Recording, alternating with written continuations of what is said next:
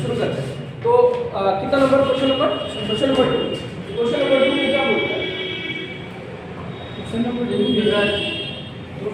in figure 1 the man walks 2 meter carrying a mass of 15 kg on his hand.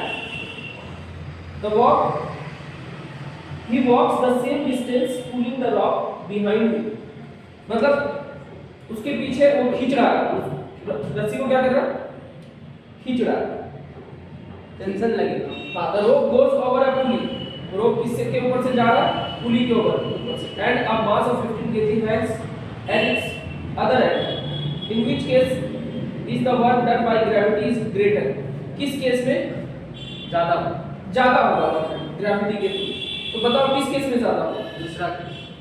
पहले case में क्या कर रहा है? पहले केस में है कि कोई आदमी है ना, ये आदमी है, ठीक है, ये एक बॉक्स को लेकर के आगे की तरफ जा रहा है ना, इसका कुछ ना कुछ मास था, तो इसकी वजह से नीचे की तरफ क्या लगेगा? mg लगेगा, मतलब इसका वेट और डिस्प्लेसमेंट किधर की तरफ जा रहा है? आगे की तरफ। तो बीच में एंगल कितना बना? 90 का। वर्क डन कितना हो जाएगा? 0। तो W1 = 0 हो जाएगा वर्क डन। पढ़ चुके ना? ये क्यों होगा 0? Because work done equal to कितना होता है? Force into displacement. तो F डिस्प्लेसमेंट किधर है? तो F की जगह पे यहां क्या वेट है? mg।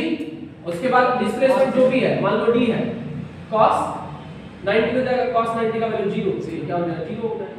तो ये हो गया इस केस में वर्क डन 0। बट दूसरा केस दिया हुआ है कि केस क्या है? तो एक पुली के ऊपर से जा रहा है, मान लो ये है पुली, ये है रस्सी मतलब स्प्रिंग, और ये है ब्लॉक या एक ब्लॉक m मास का ब्लॉक है, मान लो इस रस्सी को कौन खींच रहा है? वो आदमी इस रस्सी को, ये पर्सन जो है इस रस्सी को खींच रहा है, किधर? आगे की तरफ, उधर उसी डायरेक्शन। अब ये जो ऊपर ये जो खींच रहा है इधर, तो यहाँ एक टेंशन लगा रहा होगा, ये टेंशन लगेगा इस पे, है कि नहीं? और यही जो टेंशन इधर है वो टेंशन इधर भी लगेगा, और ये टेंशन किसके बराबर होगा? mg के बराबर होगा, है कि नहीं? अब अगर मूव नहीं कर रहा उस केस में, अगर मूव कर रहा है तो टेंशन का वैल्यू कुछ ज्यादा होगा, क्योंकि कुछ ना कुछ एक्सीलरेशन से ऊपर जाएगा ए वैल्यू से। अब जो भी है एक चीज तो क्लियर है कि ये टेंशन ये थी इधर इस डायरेक्शन में लग रहा है ना। टेंशन जब इस डायरेक्शन में यहाँ लग रहा है तो आदमी ये किधर की तरफ? आगे की तरफ ले जा रहा है। तो एक चीज बताओ कि इसमें वर्क डन ऑब्वियस है क्या होगा? नेगेटिव होगा वर्क डन। किधर क्या होगा? नेगेटिव होगा। तो नेगेटिव वर्क डन क्या मिलेगा यहाँ पे? mg जो भी है p टेंशन इनटू डिस्प्लेसमेंट, मान लो d डिस्प्लेसमेंट किया है ना, कितना डिस्प्लेसमेंट किया? d। इस केस में भी d डिस्प्लेसमेंट, ठीक है, इस केस में भी डिस्प्लेसमेंट क्या था? d था मान। तो ये जो d डिस्प्लेसमेंट है और cos कितना हो जाएगा? यहाँ 180 होगा ना, एंगल कितना? 180 है ना, डिस्प्लेसमेंट और फोर्स के बीच का एंगल कितना है कि नहीं? हाँ, तो 180 डिग्री है, तो ये कितना हो जाएगा? वर्क डन d cos 180 का -1 होता है, ठीक है, तो -3d, मतलब जो भी है इसका वैल्यू जो भी है, ये नेगेटिव आ रहा है, नेगेटिव आ रहा है, तो 0 से कम ही होगा ना। हाँ, इसमें टेंशन तो अगर ज्यादा, टेंशन किधर की तरफ लग रहा है? पीछे लग रहा है। क्या बोल रहा है? In which case is the work done by gravity is greater? किस केस में ग्रेविटी के द्वारा वर्क डन ज्यादा होगा? किस केस में ज्यादा होगा ग्रेविटी के द्वारा वर्क डन? पहला केस में, क्योंकि यहाँ पे 0 है। देखो दूसरी बात ध्यान समझो, यहाँ पे भी तुम लोग समझ सकते हो कि वर्क डन, ये ब्लॉक जब ऊपर जा रहा है तो ग्रेविटी किधर लग रहा है? नीचे की तरफ लग रहा है। डिस्प्लेसमेंट किधर हो रहा है? ऊपर की तरफ, तो वर्क डन नेगेटिव नहीं दिख रहा। इस केस में क्या हो रहा है? ग्रेविटी नीचे की तरफ, वर्क डन आगे, डिस्प्लेसमेंट आगे हो रहा है, तो यहाँ तो 0 आ ही रहा है, लेकिन इस केस में हमेशा नेगेटिव ही आ रहा है वर्क डन। तो यहाँ पे नेगेटिव आ रहा है, तो कौन कम हुआ? ये कम हुआ कि ये कम हुआ? ये कम वो होगा ना, तो नेगेटिव वैल्यू कम है ना, वर्क डन कम हो रहा है ना। मैग्नीट्यूड नहीं बोला कि किधर की तरफ वर्क डन कम हो। अगर मैग्नीट्यूड नेगेटिव के डायरेक्शन की बात है, नेगेटिव की बात किया जाए, तो वर्क डन किस केस में कम हो जाएगा? मैग्नीट्यूड वाइज ये कम है, ये 0 है, लेकिन इस केस में नेगेटिव में आ जा रहा है, वर्क डन नेगेटिव। बट अगर मैग्नीट्यूड वाइज देखा जाए तो वर्क डन इसमें ज्यादा है। क्लियर है? इतनी बातें समझ में आ रही?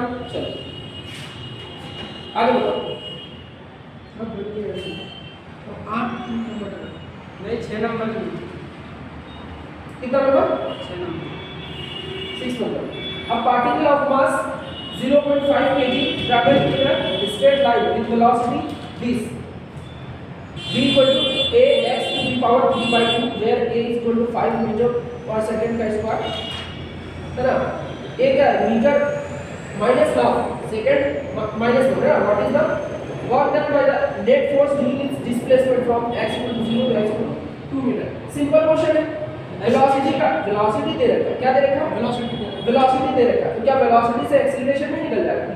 एक्सीलरेशन में दिया हुआ है, एक्सीलरेशन नहीं दिया, a का वैल्यू दिया, a कांस्टेंट है। क्या है एक क्वेश्चन a कांस्टेंट है, ठीक है। तो बनेगा इक्वेशन हां बनता है हां मास इनटू एक्सीलरेशन बन जाएगा, मास एक्सीलरेशन हो जाएगा है ना, हो जाएगा। और 3 नंबर तरह x का वैल्यू कहां से कहां वेरी कर रहा है?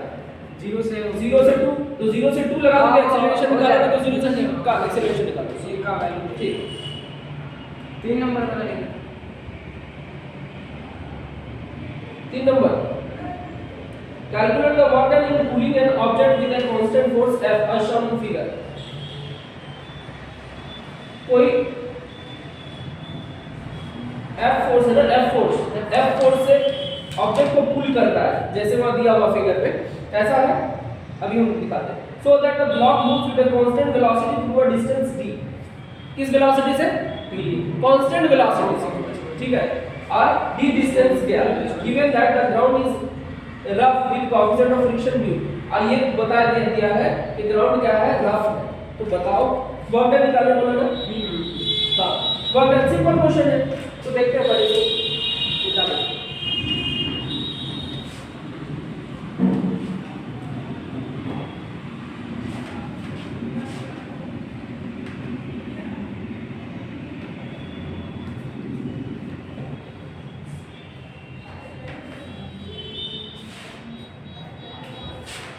देखो ये ब्लॉक है, ये ग्राउंड पे रखा हुआ है। अब ग्राउंड कैसा है, रफ है। इस ब्लॉक पे फोर्स F लग रहा है, पुलिंग फोर्स कितना एंगल पे, कितना एंगल पे, मतलब अब पूछ रहा है, बोल रहा है कि ये ग्राउंड रफ है, तो पीछे की तरफ एक फ्रिक्शन फोर्स लगेगा और इसका कोएफिशिएंट ऑफ फ्रिक्शन कितना म्यू दे रखा है ना, म्यू दे रखा। और इस F का एक कंपोनेंट इधर आएगा, एक कंपोनेंट इधर आएगा। F क्या हो जाएगा इधर cos थीटा और F sin थीटा। अब F sin थीटा है तो नीचे की तरफ क्या है, इसका mg है, ऊपर की तरफ क्या है, नॉर्मल रिएक्शन भी तो होगा। हाँ होगा कि नहीं? हाँ ये सारी चीजें इसमें दी हुई है। मतलब एवरीडे अगर इसका बना है तो ये सारी कितने सारे word, friction force, weight, F sin theta मतलब अप्लाइड फोर्स है, कंपोनेंट इधर आएगा, नॉर्मल फोर्स और F cos थीटा। कितने सारे फोर्सेस है उस बॉडी में। अब देखो क्या बोल रहा है कि वर्क डन कितना होगा, है ना। तो इस फोर्स के द्वारा वर्क डन पूछा है तो एक चीज बता, इस डायरेक्शन में तो हो ही नहीं रहा डिस्प्लेसमेंट इस डायरेक्शन में होगा तो, है ना। अब इस डायरेक्शन में जब डिस्प्लेसमेंट होगा तो उस अगर डी डिस्प्लेसमेंट हुआ कितना होगा, मान लो कि डी डिस्प्लेसमेंट हुआ, ब्लॉक यहां पहुंच गया, ठीक है, ठीक, ब्लॉक यहां पहुंचा, ठीक। तो डी डिस्प्लेसमेंट जब हुआ तो कितना वर्क डन होगा वो निकालना, ठीक है। निकाल लेंगे तो कैसे, सबसे पहले ये तो निकालो कि F cos theta plus displacement इस डायरेक्शन। एक चीज बताओ, इस डायरेक्शन में जो नेट फोर्स कितना है, इस डायरेक्शन में जिस डायरेक्शन में वो डिस्प्लेसमेंट हुआ उस डायरेक्शन में, तो net force along the direction of displacement, along the direction of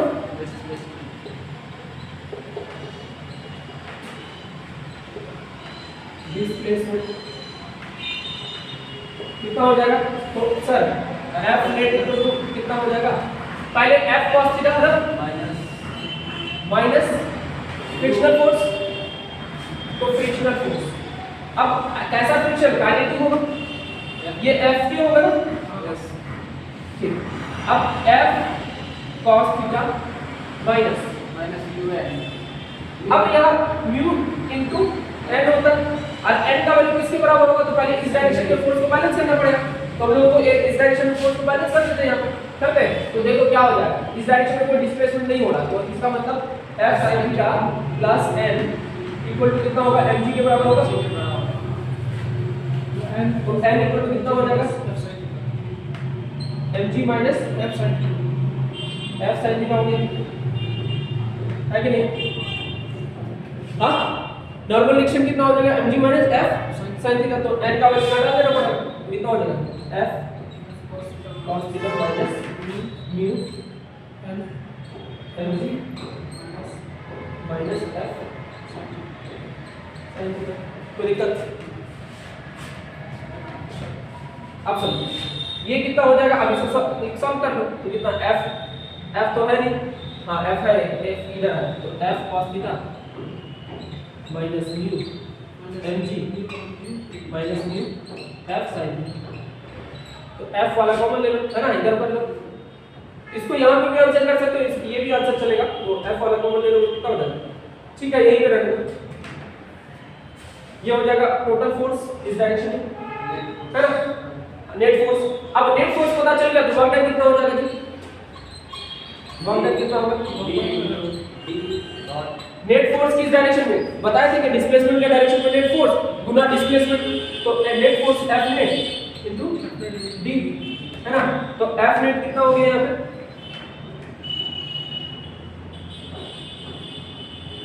तो देखते हैं F नेट है f cos theta minus mu mg f sin theta into d हो गया आंसर, ये वर्क डन का वैल्यू होगी, ये निकालने वाला, समझ में आया कि नहीं, समझ में आया, ये वर्क डन, क्लियर है,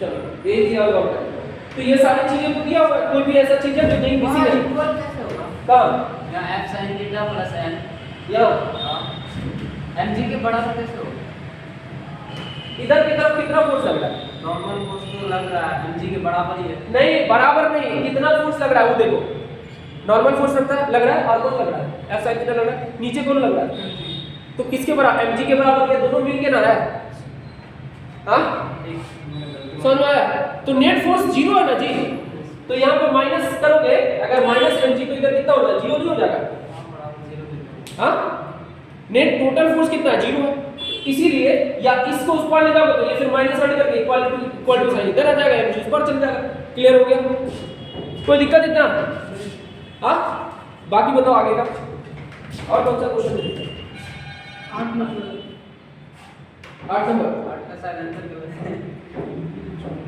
आंसर गलत नहीं होगा, देखिए ट्राई करो, देखो vector f equal to k x i cap y j cap is working on a particle which moves from 0 0 to a 0, coordinates दे रखा है, ठीक है, along x axis and a 0 to a a along y axis find the work done by the forces, simple है, vector form में convert कर लो उसको, vector displacement को vector form में कन्वर्ट कर लो, और फोर्स का वैल्यू दे रखा नहीं, समझ में आया, पॉइंट दे रखा है, बताया ये 2 है, x एक्सिस में कितना डिस्टेंस गया, a डिस्टेंस गया, x एक्सिस की तरफ कितना गया, सिर्फ 0 से a की तरफ गया, क्योंकि y कोऑर्डिनेट चेंज ही नहीं हो रहा, और y एक्सिस में भी क्या हो रहा है, a चेंज एंड a से 0 से a, वो भी y एक्सिस में भी क्या हो रहा है, a ही, मतलब कुल मिला के टोटल डिस्प्लेसमेंट की बात हो रही है ना, डिस्टेंस नहीं, डिस्प्लेसमेंट, वर्क डन बराबर क्या हो जाता है, डिस्प्लेसमेंट, निकालते हैं,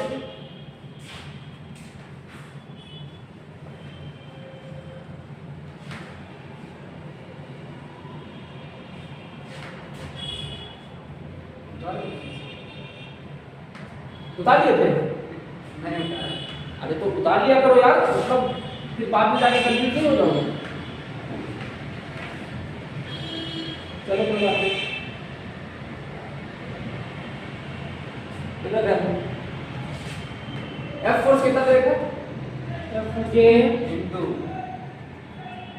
उसके बाद x i के प्लस 3 y i j के, कंफ्यूज रहता है, दूसरा देखिए, वेक्टर r1 कितना दे रखा, 0 0, अरे चार्ज कहां से कहां गया, अच्छा 0 से 0 मतलब यहाँ से देखिए 0 से 0 एक बार, ये से 2, अरे कोऑर्डिनेट देखो इधर 0 था, x डायरेक्शन में इधर की तरफ गया, यहाँ a, मतलब a 0 गया, 0 से हाँ 1 0, दूसरी बार इधर गया, 1 0 से a,0 से a, a गया, है ना? तो एक बार इधर गया, दूसरी बार इधर गया, तो नेट डिस्प्लेसमेंट इधर की तरफ होगा ना? बताया था ना right angle triangle of vector addition. तो वेक्टर ये वेक्टर a है, ये वेक्टर a है, तो वेक्टर a, अब ये वाला वेक्टर का क्या हो गया? a i का a j का होगा कि नहीं? ये डिस्प्लेसमेंट वेक्टर कितना हो जाएगा? वेक्टर r कहते हैं a i का और a j का, a i का प्लस a j का ये वेक्टर और डिस्प्लेस फोर्स का वैल्यू दे रखा है ना? तो क्या वर्क डन निकल जाएगा? वर्क डन इक्वल टू कितना होता है? Force vector f dot vector r, ये तो पड़ेगा। तो फोर्स का वैल्यू कितना देखिए, x i का y j का, और डिस्प्लेसमेंट का वैल्यू कितना दे रखा? a i का प्लस j का। क्या बताए थे कि i के साथ डॉट करा देते कि j के साथ, क्योंकि डॉट अगर सेम यूनिट वेक्टर्स है तो 1 होगा, अगर अपोजिट यूनिट मतलब 90 के एंगल पे i और j का 0 हो जाएगा, 0। हां, तो क्या हो जाएगा यहाँ पे k तो बाहर ही रहेगा, रहने दो। अब मल्टीप्लाई कर दो तो ax हो जाएगा प्लस ay कॉमन आ जाएगा, क्या a कॉमन आ जाएगा, तो a k x plus y double work का वैल्यू आ गया। ये तो नहीं है। हां, ये नहीं है, a नहीं है, मतलब ऐसा नहीं है वहाँ। हां, ऑप्शन ऐसा नहीं, आंसर नहीं है। कितना आंसर है? आंसर k 2a स्क्वायर, क्या k a square, k a square, तो k स्क्वायर है, a square, a square, a square है, k कांस्टेंट है, a square, x plus y। नहीं नहीं, यही होगा आंसर, मेरा भी तो यही आया। यही होगा आंसर। ठीक है, आंसर गलत दे रखा है, find the work by the force. ठीक है, यही होगा आंसर। वैसे मेरा भी आया। अच्छा अच्छा अच्छा, हाँ ठीक है, सही है, ठीक है, सही है, सही है। वर्क डन का वैल्यू x और y का कोऑर्डिनेट्स दे रखा है ना? तो अब एक चीज बताओ, x डायरेक्शन में और y डायरेक्शन में नेट डिस्प्लेसमेंट कितना गया? फोर्स कहां से कहां गया? यहां से यहां गया ना? तो इस कोऑर्डिनेट का अब x और y की जगह पे क्या डालोगे? a का वैल्यू डाल दोगे ना? तो x और y की जगह पे क्या डालोगे? तो इसका वैल्यू डालना पड़ेगा। तो यहां पे हो जाएगा a k। अब 0 से लेकर के कहां था? a और a को मतलब लिमिट अगर डालोगे तो क्या डालना? लिमिट तो डालना पड़ेगा ना? तो कितना हो जाएगा? या वैल्यूज डाल दो तो a प्लस a हो जाएगा, प्लस 2a, कितना हो जाएगा? 2a स्क्वायर k, ये आंसर है ना? हां, 2 फिर कहां से? 2 है नहीं, a प्लस a कितना होगा? और 2a का है वहां, 2a होगा ना? आंसर में नहीं है। 2a नहीं है आंसर में, 2 नहीं है, 2 है का हट गया वहां से, ना ना, वही खाली k a स्क्वायर है बस।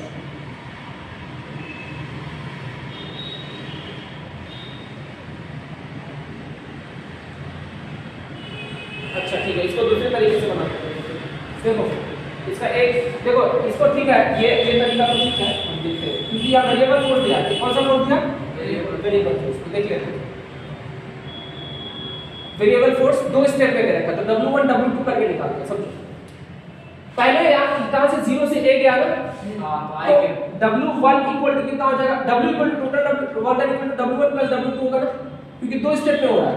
एक यहाँ से 0 से a गया, फिर a से फिर ऊपर गया a तक।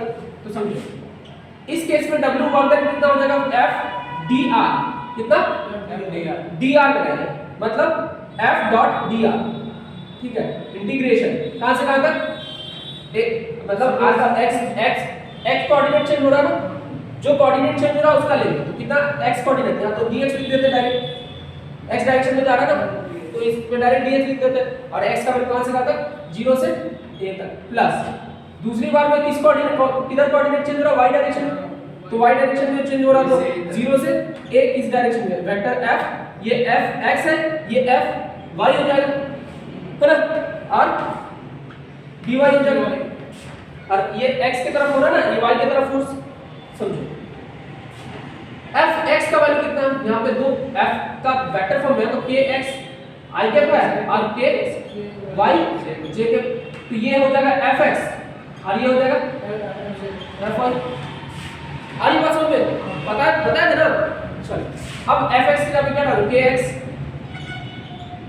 x और dx की जगह पे क्या ये fx dx cos थीटा हो जाएगा। तो एक चीज और सेम कोऑर्डिनेट है ना, तो kx i कैप हो गया इंटीग्रेशन kx i कैप है f की जगह पे वेक्टर f की जगह पे डॉट dx की जगह पे कितना हो जाएगा, तो dx है तो i dx का कौन डायरेक्शन x डायरेक्शन में होगा ना, तो ये कितना हो जाएगा dx i कैप हो जाएगा ना खाली है कि नहीं। अगर वेक्टर फॉर्म में लिखा जाए dx का तो dx i कैप हो जाएगा है कि नहीं। i कितना हो जाएगा 1 हो जाएगा, तो k बाहर आ गया और x integration of x dx हो जाएगा खाली, क्योंकि i डॉट i कितना 1 हो गया। अब कितना हो जाएगा k x स्क्वायर बाई 2 कहां से कहां तक 0 से a k a square by 2 हो जाएगा -0 हां, तो कितना आ गया a स्क्वायर बाई 2 ये w1 का वैल्यू आया। अब w2 के साथ साथ कर देते हैं है कि नहीं, तो w2 का वैल्यू कितना है 0 से fy का वैल्यू कितना है ky है ना,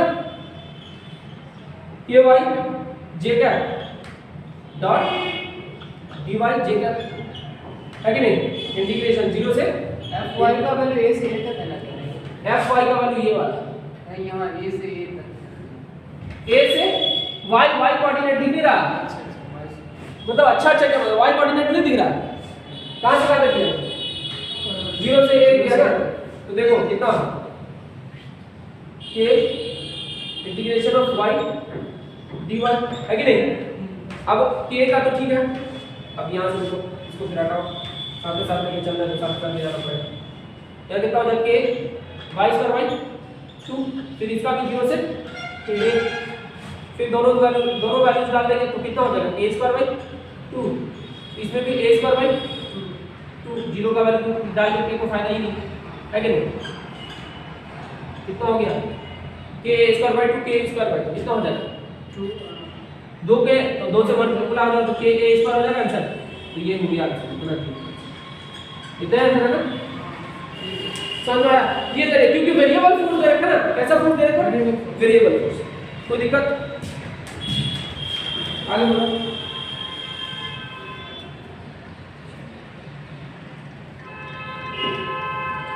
पहले उतार दीजिए, बना लीजिए क्वेश्चन, बहुत बढ़िया क्वेश्चन।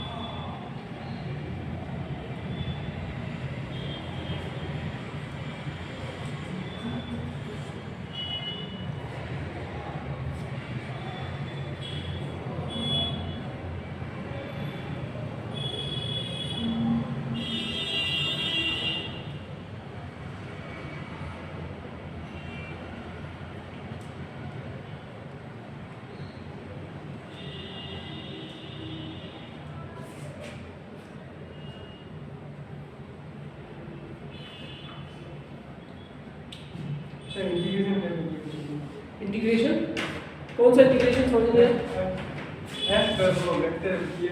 ये f x की जगह ये क्या है k x है ना, i देखो किसी भी वेक्टर को ना दो, अब i और j दो कंपोनेंट में, तो f x i कैप लिखेंगे और f y j कैप, तो i कैप के पास कोएफिशिएंट जो भी है वो f x का वैल्यू है ना, तो यहाँ i कैप के पास क्या कोएफिशिएंट तो k x है ना, तो ये क्या हो जाएगा f x हो जाएगा ना, और यहाँ j के साथ क्या है f k y है ना, तो ये f y हो जाएगा है कि नहीं, तो f x और f y की जगह पर डाल दिए दोनों वाले को, समझ में आ रहा है। आई कैप जे कैप कहां से आया, आई कैप कहां से आया, क्योंकि x डायरेक्शन में तो उस डायरेक्शन में यूनिट वेक्टर क्या लेते हैं आई कैप लेते हैं, समझ में आ रही है, बस सिंपल।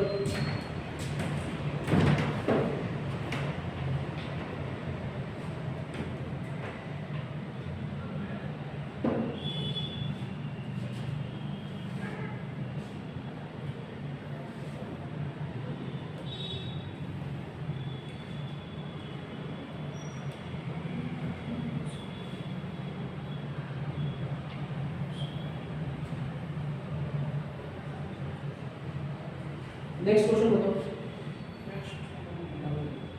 हाँ बाकी सब बन गया 10 नंबर तक। 10 नंबर नहीं 10 नंबर नहीं बना क्या बोला? A horizontal force F is used to pull a box placed on the floor। देखो बॉक्स में एक हॉरिजॉन्टल फोर्स लग रहा है और किसी फ्लोर पे बॉक्स रखा हुआ है तो वो बॉक्स आगे की तरफ जा रहा है। Variation in the force position coordinates x measured around the floor is shown in the figure. Figure में दे रखा है ग्राफ में क्या फोर्स और पोजीशन वेक्टर फोर्स और पोजीशन का ग्राफ दे रखा है। अब इसमें पूछ रहा है calculate the work done by the force in moving the box from x = 0 to x = 10 metre x = 0 to x = 10 metre में निकालने के लिए बोला। एक चीज बताओ वर्क डन नहीं निकल जाएगा सबसे पहले सिंपल वर्क डन निकालने मुझे ग्राफ दे रखा है तो एरिया अंडर सही बात है fx graph area under fx graph पर एरिया निकाल लो वो आंसर हो जाएगा। क्लियर? उसके बाद calculate the work done by the force in moving from x = 10 to 50 area under फिर एरिया निकालो। लेकिन यहाँ इस केस में क्या हो जाएगा नेगेटिव में आएगा ना। क्यों नेगेटिव में आएगा? क्योंकि एरिया नीचे है ना जी ग्राफ नीचे है ना x एक्सिस के नीचे है ना और नीचे माइनस में वर्क डन आता ऊपर क्या आता है प्लस। क्लियर है? उसका calculate the work done from 0 to 50 तो पहले ऊपर वाला पॉजिटिव मिलेंगे नीचे वाला नेगेटिव में माइनस कर देंगे नीचे वाले। क्लियर हो गया क्या जी इजराइल? आगे बात समझ में कोई दिक्कत नहीं? चलो आगे बताओ। हो गया चलो लिखो एनर्जी का कॉन्सेप्ट पढ़े है ना।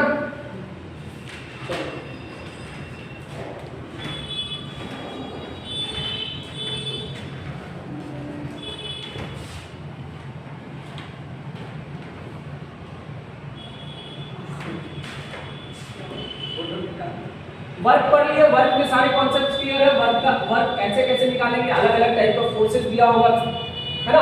कभी कांस्टेंट फोर्स दिया है constant displacement variable force variable displacement है ना।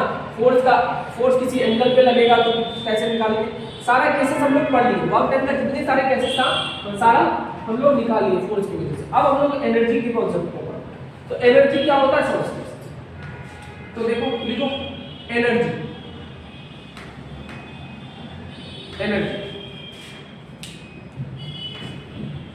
तो एनर्जी होता क्या समझो।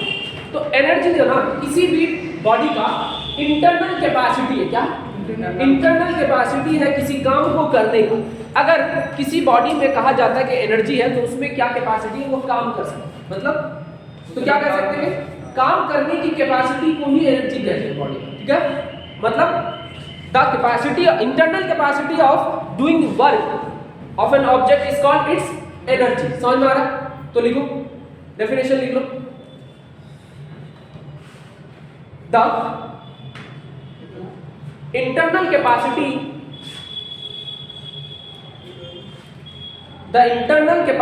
of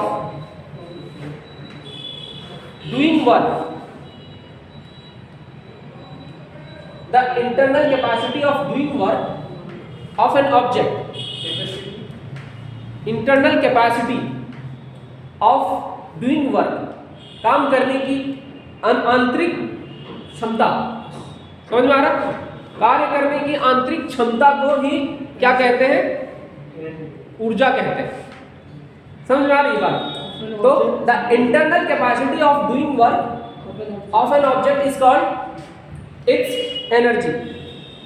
समझ में आ रही? देखो किसी भी चीज में अगर एनर्जी कह रहे हैं मान के चलो हम लोग अभी कह रहे हैं मेरे पास अच्छा खासा एनर्जी हम क्लास ले सकते हैं तो क्लास लेना क्या है मेरा काम है ना।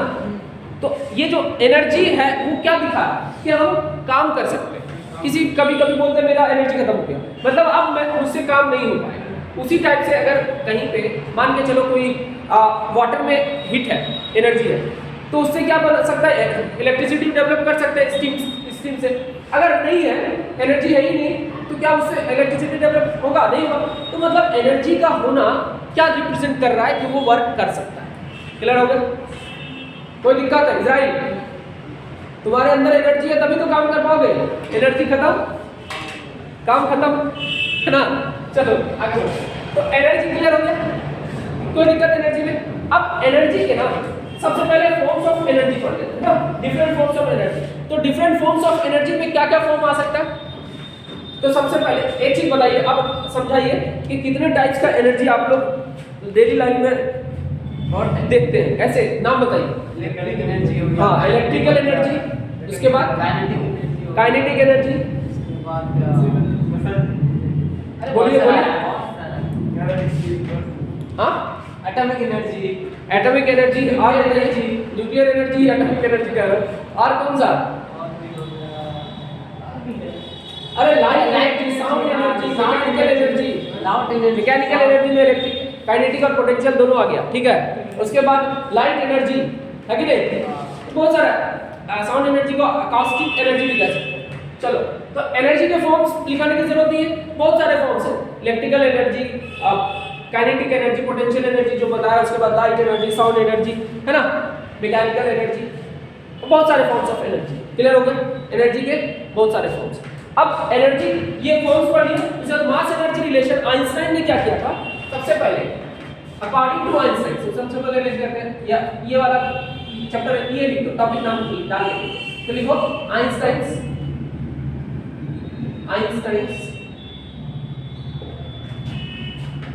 एनर्जी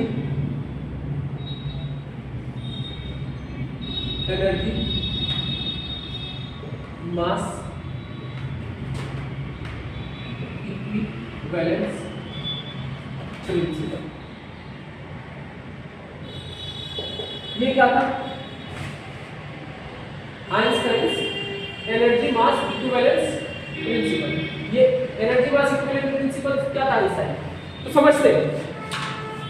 तो इन्होंने क्या कहा, आइंस्टाइन ने क्या कहा कि कोई भी एनर्जी ना, कोई भी मास ना किसी एनर्जी के फॉर्म में कन्वर्ट कर सकता है। मतलब मास को एनर्जी के फॉर्म में कन्वर्ट कर सकते हैं। इसका क्या मतलब हुआ कि जो न्यूक्लियर एनर्जी है, जैसे मान के चलो किसी यूरेनियम 235 को बम्बार्डिंग करा करके उससे एनर्जी निकालते हैं, तो ये क्या हो रहा है, कर क्या रहे हैं, उसकी मास में जो मास डिफेक्ट आ रहा है, पढ़ोगे क्लास में, जो मास की कमी आ रही है ना न्यूक्लियस के अंदर, ये मास किसी एनर्जी के फॉर्म में कन्वर्ट हो रहा है, और यही एनर्जी को हम यूज करते हैं।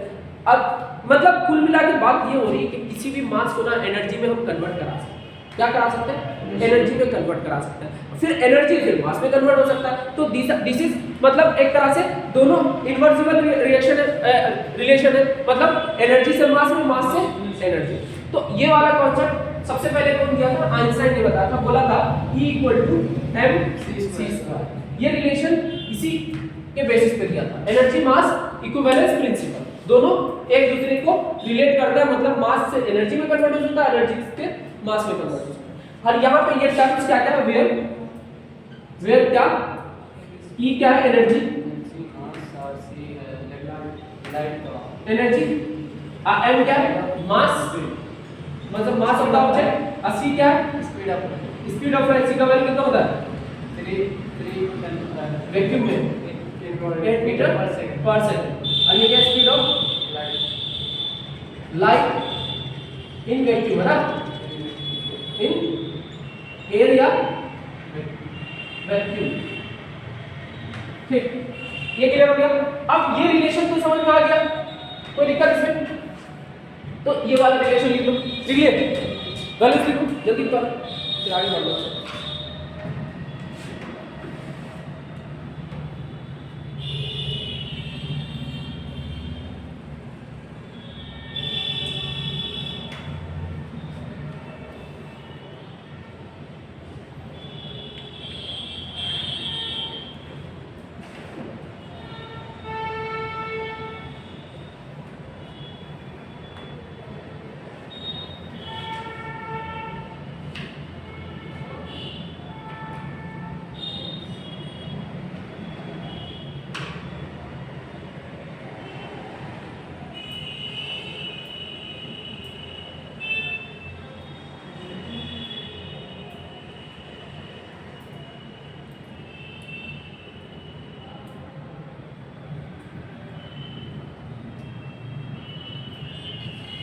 डालिए, तो समझो।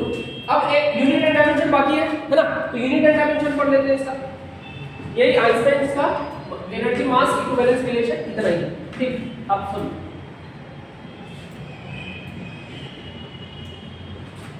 अब एनर्जी का यूनिट एंड डायमेंशन कितना होगा सर? तो जो वर्क डन का था वो एनर्जी का भी होगा, समझ में आ रहा है? तो एनर्जी का फॉर्मूला अभी तो कुछ पढ़े भी नहीं है कि नहीं? तो पढ़े नहीं है तो एनर्जी का डायमेंशन कितना हो जाएगा, एनर्जी यूनिट एंड डायमेंशन कितना होगा? तो सर वर्क डन के बराबर होगा यूनिट एंड डायमेंशन। तो किसके बराबर? Same as that of work. तो वर्क का जो भी यूनिट पढ़े हम लोग और डायमेंशन पढ़े सेम हो जाएगा। तो क्या क्या, तो डायमेंशंस क्या क्या हो जाएगा? तो डायमेंशन में क्या हो जाएगा? ml2p minus 2, ये डायमेंशन। यूनिट्स क्या क्या हो जाएगा?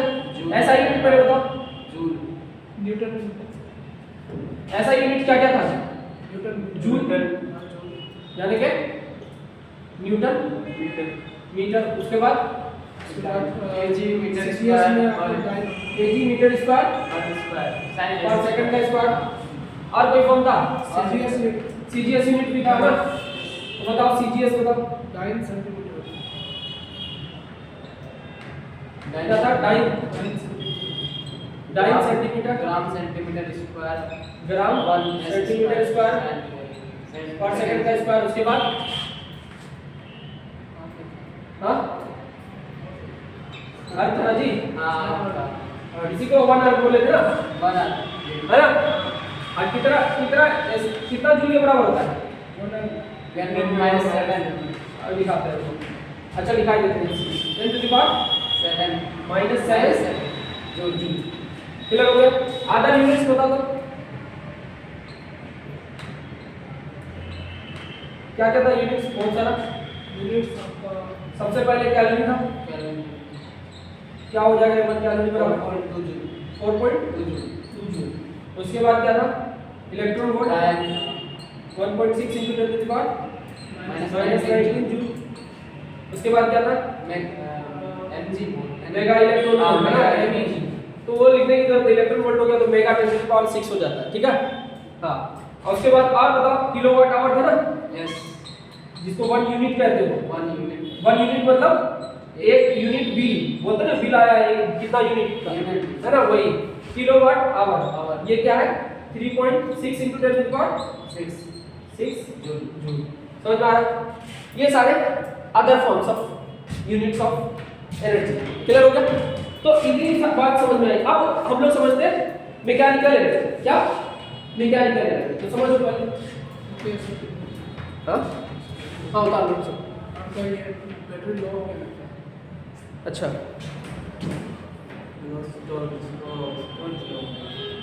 कोई बात नहीं, बोले स्टोरेज लो। इधर सब इतनी बातें समझ में आ रही? बताइए।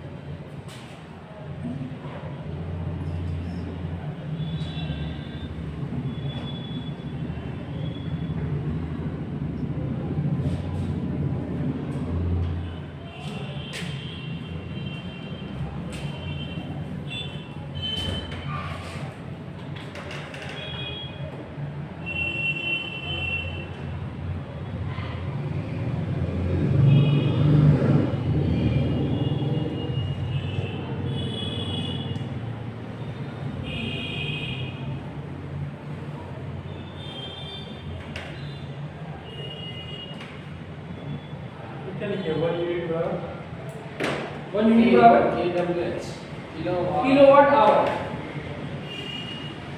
Kilowatt hour.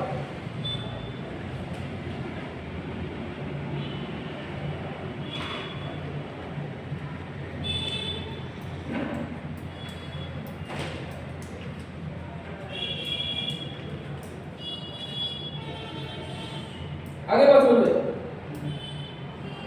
अब समझो मैकेनिकल एनर्जी। कौन सा energy?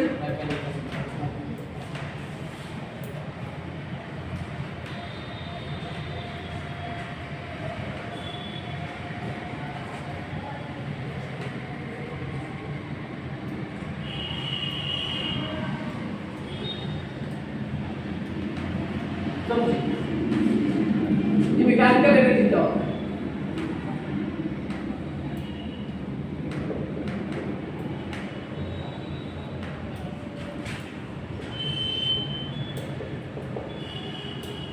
Mechanical energy is nothing, it is the sum of kinetic energy and potential energy। अब मैकेनिकल एनर्जी के अंदर क्या होता है, जैसे बॉडी का मोशन की बात करते हैं, जैसे मैकेनिक्स टर्म से क्लियर हो रहा है कि मोशन की बात करते हैं, है ना, और उसका पोजीशन की वजह से जो उसके अंदर एक एनर्जी आता है, मतलब उसका स्टेट के वजह से उसको दो फॉर्म में कन्वर्ट कर रहा है। मैकेनिकल एनर्जी दो फॉर्म में है, एक काइनेटिक, दूसरा potential. There are two forms of mechanical energy। क्या हो जाएगा? Kinetic energy. पहला क्या? काइनेटिक एनर्जी,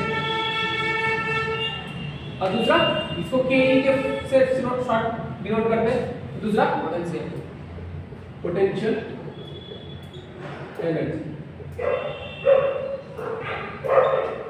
मतलब पीई, जनरली पीई से, ठीक है। तो जो काइनेटिक एनर्जी है, ये काइनेटिक एनर्जी ये किसकी वजह से, तो इसको डिफाइन अगर करना चाहे तो क्या हो जाएगा? It is the internal capacity of an object by virtue of its what? Motion. किसकी वजह से? इसके मोशन की वजह से इसके अंदर जो एक इंटरनल कैपेसिटी है क्या करने का? एनर्जी, वर्क करने का, मतलब internal capacity of doing work by virtue of its motion. समझ में आ रहा? मतलब किसी काम करने की आंतरिक क्षमता जिससे वो क्या कर सके, काम कर सके, मतलब किसके एक्सपेंस में? उसके मोशन के एक्सपेंस में। मोशन की वजह से इसके अंदर एनर्जी है। अब मान के चलो कोई कार बहुत तेजी से जा रहा है, तो उसके पास कौन सा एनर्जी? काइनेटिक। वो ब्रेक, इंजन बंद कर दिया, फिर भी कार स्पीड से जा रहा है, मतलब कोई आगे आया तो उसको दबा के निकल जाएगा। इसका मतलब हुआ कि उसके अंदर एक एनर्जी, और वो एनर्जी कुछ ना कुछ काम करेगा, ठीक है, तो वर्क डन करेगा ही। जब तक उसको रोकेंगे तो भी हम अगेंस्ट में वर्क डन करेंगे तब रुकेगा वो। समझ में आ रहा है? रोकने का मतलब है कि हम उसको अगेंस्ट में वर्क डन कर रहे हैं, तो वर्क डन तो करना ही पड़ेगा। क्लियर हो गया? तो अब यहाँ दो फॉर्म है, तो ये किसकी वजह से? By virtue of what? By virtue of motion. तो इसको डिफाइन अगर करने आए तो क्या लिखोगे? The internal capacity of doing work of an object by virtue of its motion. ठीक है, अब यहां पे क्या लिखेंगे? By virtue of what?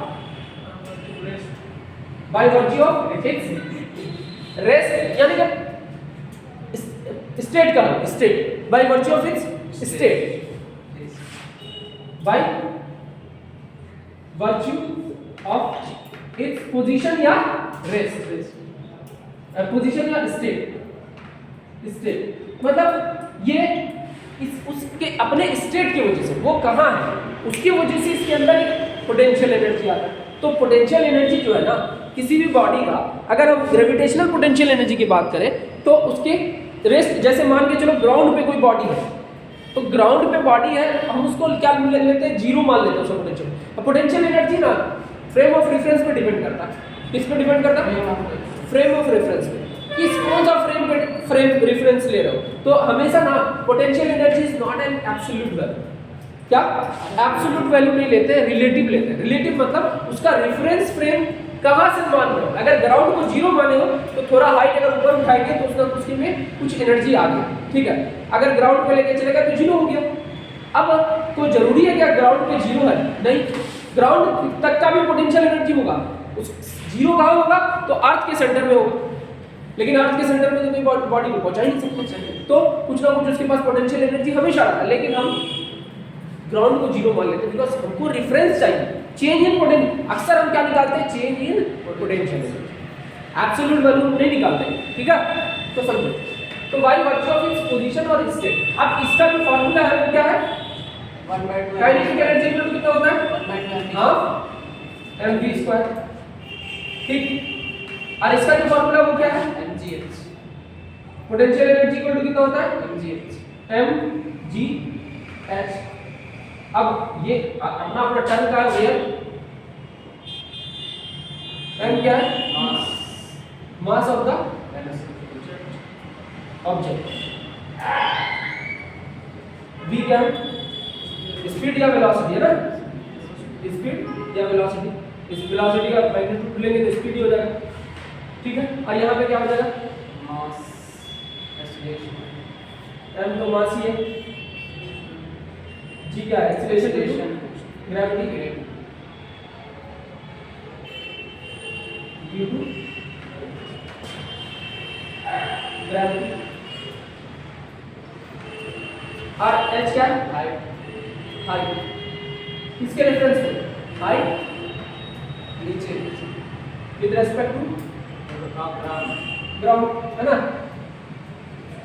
Ground के रेस्पेक्ट में हाइट। अब चूंकि हमको रिलेटिव चाहिए तो ग्राउंड को तो जीरो मान लिया है, तो जीरो से कितना होगा, तो जीरो से जो भी ऊपर होगा वो एब्सोल्यूट वैल्यू दे देगा, क्योंकि उसको जीरो मान चुके हैं रेफरेंस को, ठीक है। तो mgh, ठीक है। अब बोलोगे सर यहाँ पे एब्सोल्यूट आ जाएगा, तो क्योंकि एब्सोल्यूट नहीं आ रहा, हम एक को जीरो मान लिया तो दूसरा जो भी आएगा वो एब्सोल्यूट रहेगा ना, एक्चुअली ये रेफरेंस में ही है, बट रेफरेंस फ्रेम को ही हम जीरो मानते हैं, ठीक है, कोई दिक्कत। काइनेटिक एनर्जी और पोटेंशियल एनर्जी में कोई समस्या नहीं ना, चलो ताली।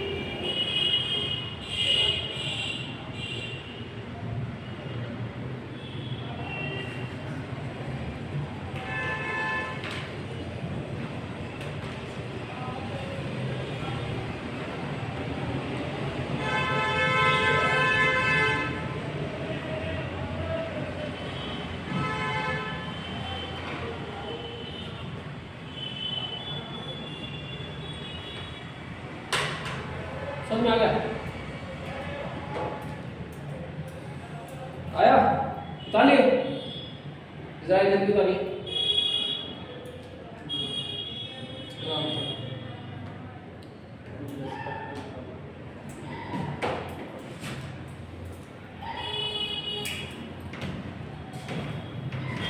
इतनी बातें तो समझ में आ गई है ना, चलिए।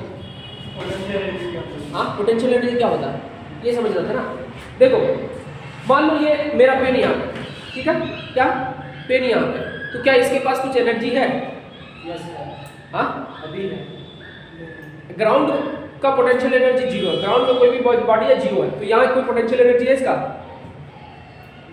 है, पंखा का भी है। एनर्जी नहीं था तो इतनी स्पीड से गिरा कैसे, वर्क डन नहीं किया, कितना जोर से मारा जमीन को, ये मारने के लिए ताकत चाहिए ना। बताओ तुम्हारे पास ताकत नहीं रहेगा तो तुम मार पाओगे जमीन को?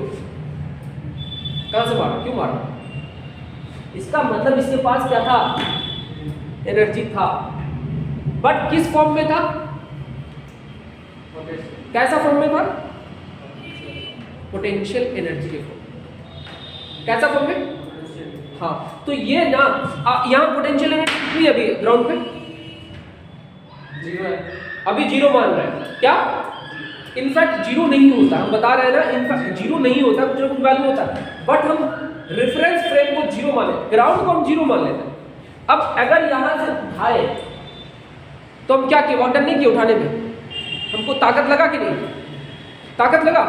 जो ये जो ताकत लगा, हम जो एनर्जी दी है इसको, ये एनर्जी गया कहाँ? कंजर्वेशन ऑफ एनर्जी क्या कहता है कि energy can neither be created nor be destroyed. तो हम एनर्जी हम जो खाए पिए कहाँ गिर गया? हमें एनर्जी लगा ना इसमें, जी उठा यहाँ तक आ गया, अब ये किसी ना किसी फॉर्म में कन्वर्ट हो गया है, और ये कौन सा फॉर्म है? Potential energy. अब इसको जैसे छोड़ेंगे कौन सा एनर्जी में कन्वर्ट हो गया फिर? हाँ, काइनेटिक एनर्जी। वेलोसिटी आ गया ना। और पहले किस फॉर्म में था? अभी पोटेंशियल 0 है, फिर उठाएंगे इसको, फिर वर्क डन किया हम, फिर इस पे कितना हो गया इसका? हाँ, समझ में आया? कोई दिक्कत नहीं? चलिए आगे लिखते हैं, आगे समझते हैं। तो मिटा दें।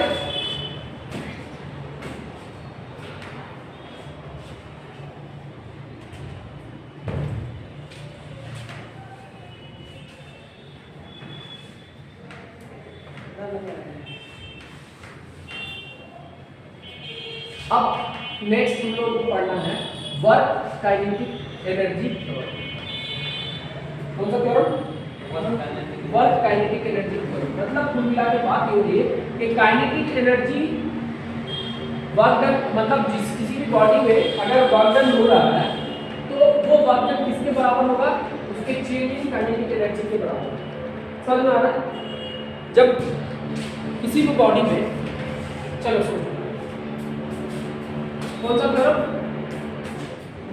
वर्क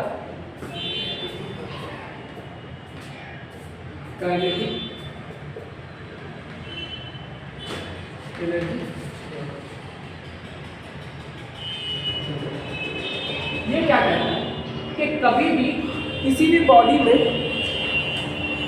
फोर्स लगता है, किसी भी बॉडी में हम अगर फोर्स लगाए हैं तो उस फोर्स की वजह से जो वर्क डन होगा वो किसके बराबर होगा?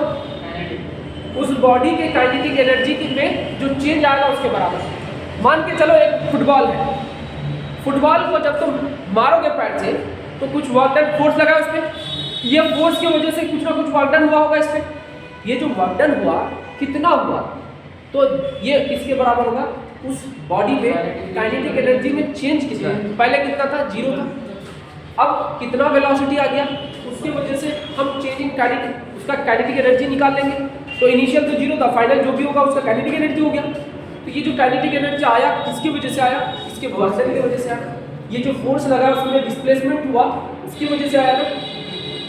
आरी बात समझते? फुटबॉल में मारे हो पाया था, ठीक मारे हो कि नहीं? हाँ, तो उसमें कुछ वेलोसिटी नहीं आ जाता है, तो ये वेलोसिटी आया क्यों? Because of force. फोर्स ने क्या किया? उसके वेलोसिटी में चेंज ला दिया एक्सीलरेशन की वजह से। अब ये जो चेंज आया, तो चेंज आया तो काइनेटिक एनर्जी में भी चेंज आया होगा, और ये किसके बराबर होता है? उसके वर्क डन के। क्लियर होगा? समझते हैं पहले? तो क्या लिखेंगे? The change in kinetic energy of an object due to an applied force will be equal to the work done by the force on the object. समझ में आया? मतलब total work done will be equal to the total work done, जो भी work done है उसके बराबर हो जाएगा। ये बात वर्क काइनेटिक एनर्जी थ्योरम के नाम से जाना जाता है। ये जो बात है इसी बात को क्या समझते हैं? Work kinetic energy theorem. Clear है? इतनी बातें समझ में आई? हम इसका प्रूफ देखते हैं। मतलब ये जो बात कही गई है ये किस बेसिस पे कही गई है, तो वो प्रूफ देखते हैं। समझ में आ गई बात? मिटा दे, चलिए देखते।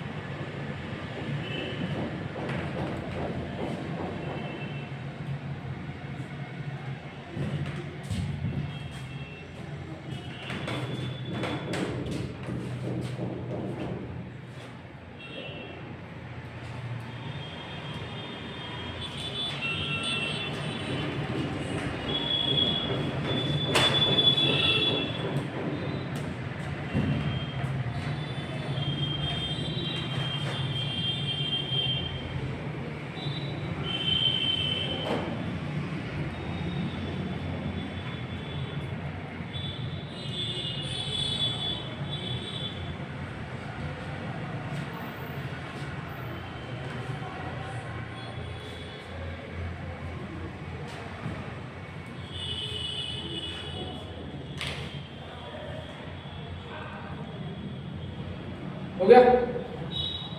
मिटा दे। चलो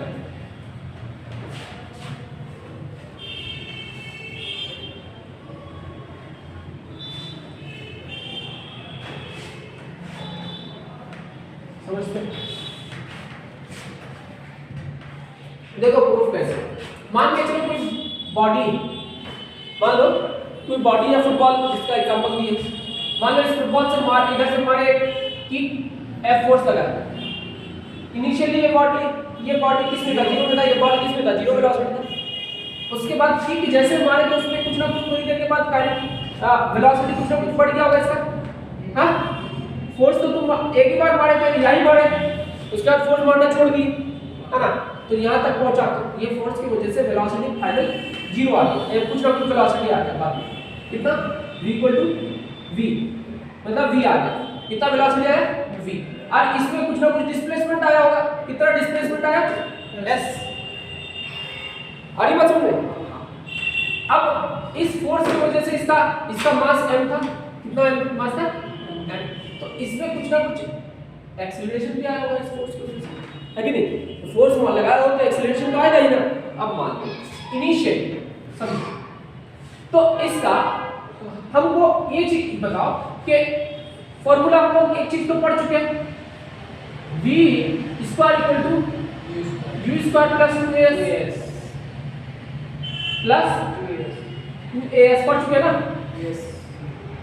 कहां से फ्रॉम कौन सा इक्वेशन बोलते हैं?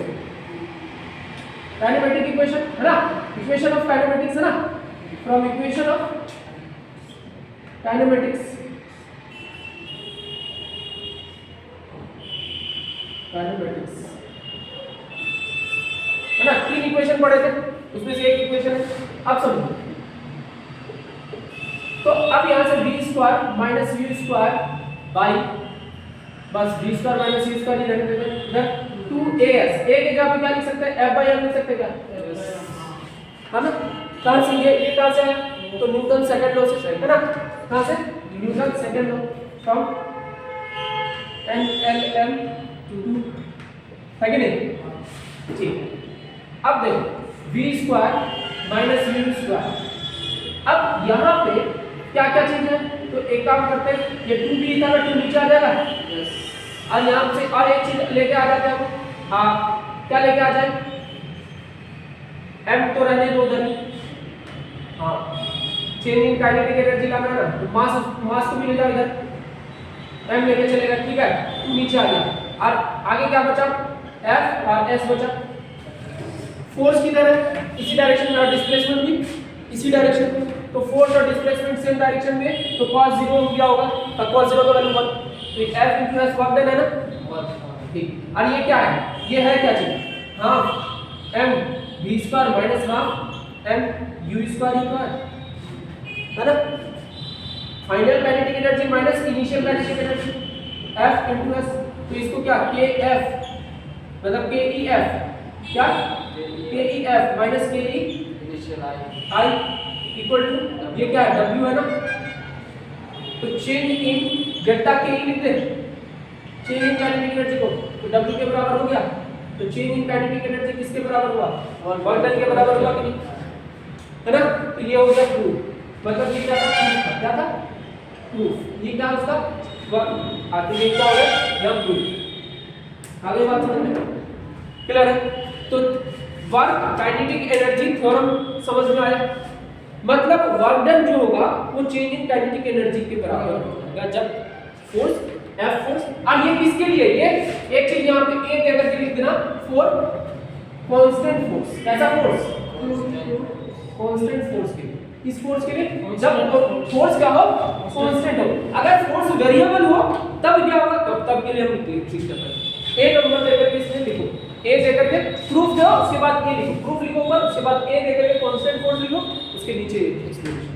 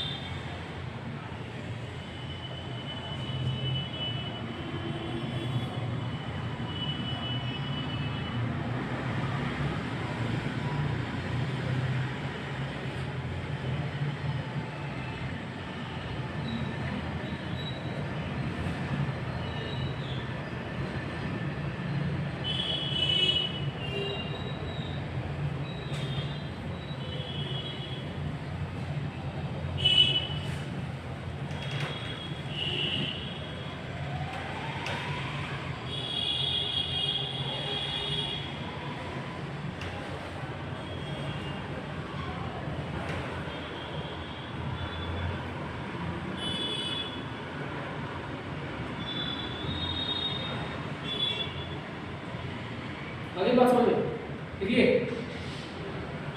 हाँ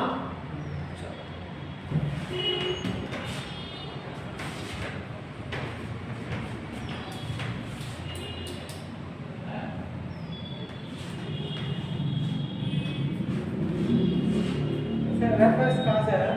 हाँ F और S F और S, F into S, F कहाँ, F into S कहाँ से आया, यहाँ मास इधर लेके गए मल्टीप्लाई हो जाएगा, हाँ, और ये F और S बच जाएगा ना,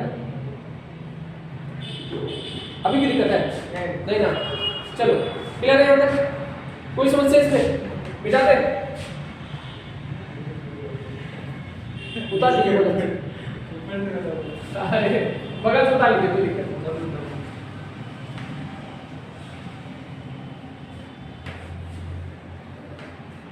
अब देखिए ये तो कांस्टेंट फोर्स किया था ना, अब हम लोग क्या लिखेंगे वेरिएबल फोर्स के लिए, तो V magnitude for variable force.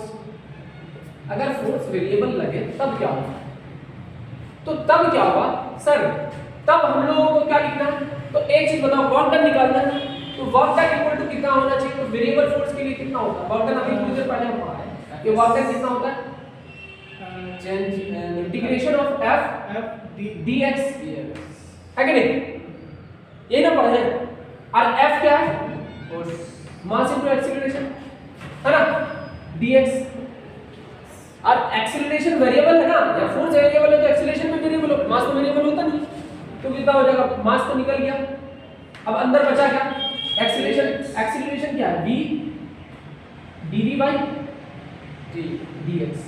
अब ये आया कैसे सर, तो देखिए a इक्वल टू क्या पढ़े, dv by dt पढ़े, हाँ पढ़े कि नहीं, a इक्वल टू क्या लिख सकते हैं, dv by dx, और इक्वल dx by dt लिख सकते क्या, क्योंकि dx नहीं था तो हम ऊपर और नीचे दोनों जगह मल्टीप्लाई, कोई दिक्कत नहीं, तो dv by dx तो यहाँ रहने दो,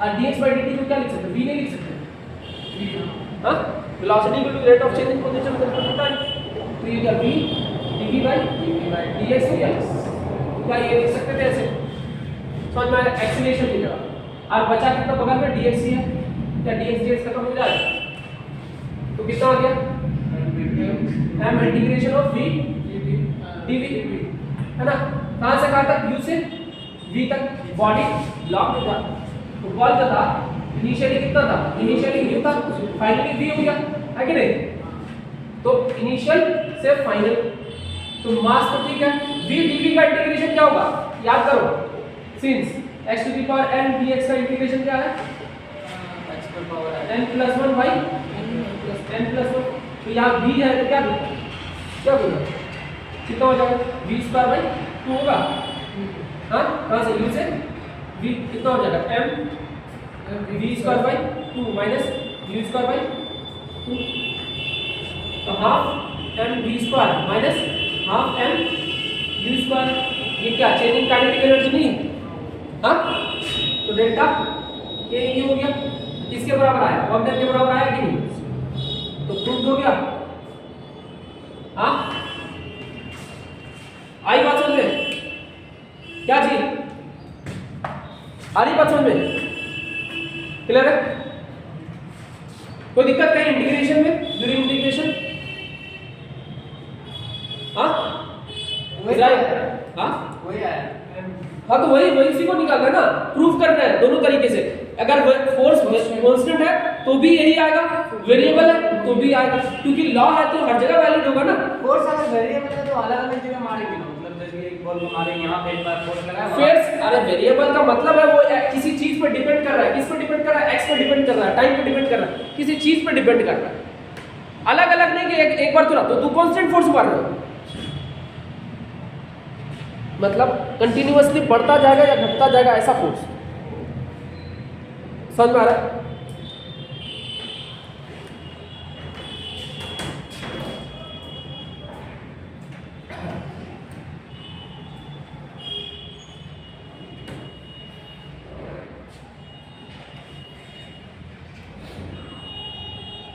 आई बात समझ में,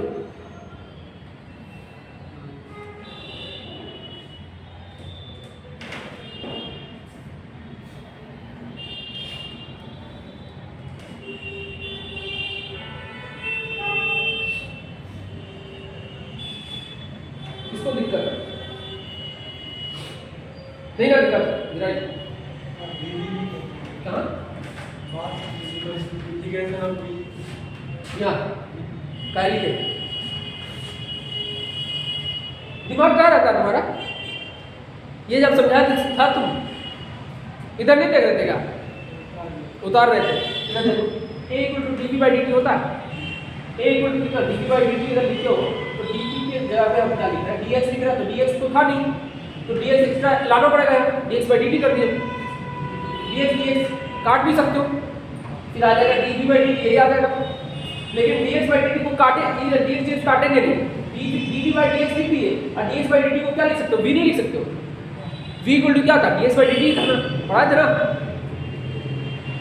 instantaneous velocity dv by dx by dt, तो dx by dt को v लिख दिए तो v सामने आ गया, v dv by dx को a के जगह पे क्या नहीं लिख सकते, v dv by dx तो नहीं लिख सकते हो, कुछ लिख सकते हो। समझ में आ गई? चलो जल्दी करिए। उसके बाद कुछ इंपॉर्टेंट पॉइंट्स है जो हम समझा देते हैं, उसके बाद न्यूमेरिकल क्वेश्चंस पे आते हैं।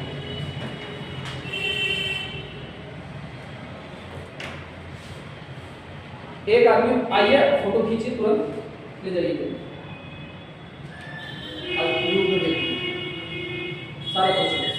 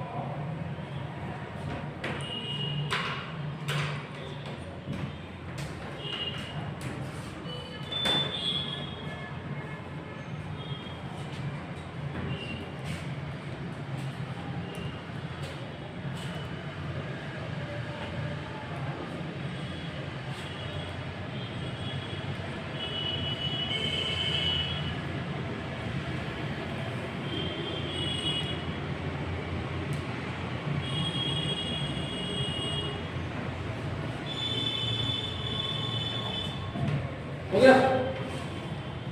हो गया हो तो बताइएगा।